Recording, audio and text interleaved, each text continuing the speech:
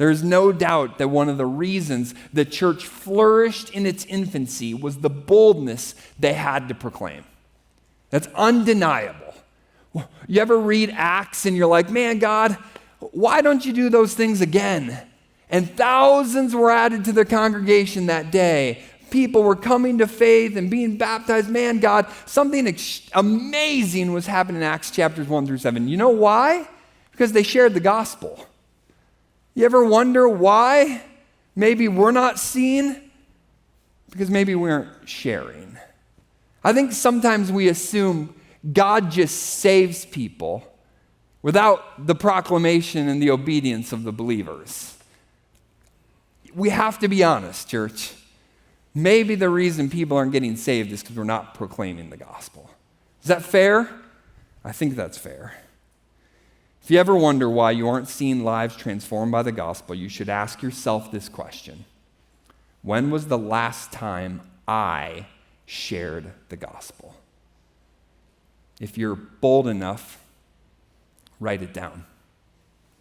When was the last time you shared the gospel?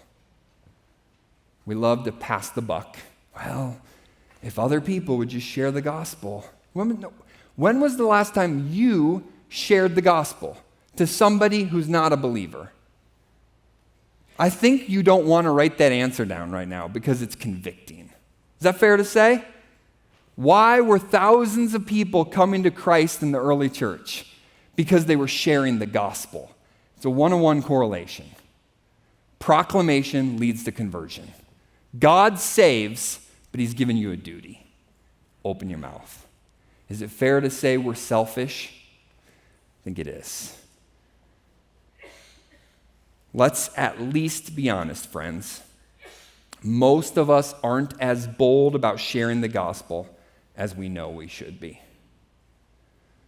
What do you think God would do in a city where hundreds of believers are daily sharing the gospel? This room, wherever room you're in right now watching online, can you imagine just for a moment if we left and shared? Think about it.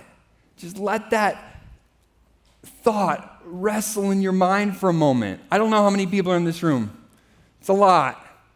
If we left today, you go wherever you're going to go today, and you shared the gospel, every single one of us, what do you think the results would be? I have a prediction. Look at Acts chapter 6, verse 7. Here's my prediction. Acts chapter 6, verse 7. You there? So the word of God spread. The disciples in Jerusalem increased greatly in number. You know what I think is true, church? We want that second phrase to be true, but we don't really want that first phrase to be true. Here's what I want to see happen. I want to see the disciples in Jerusalem increasing greatly in number. I'm not so sure I want to be the one that spreads the gospel. I'm afraid. I'm selfish. I'm timid. I think that's the reality. Friends, you and I are sent. You're not waiting to be sent. You are sent. You're active duty. I'm active duty, waiting for orders to go overseas. If that's the call in my life, I'm in.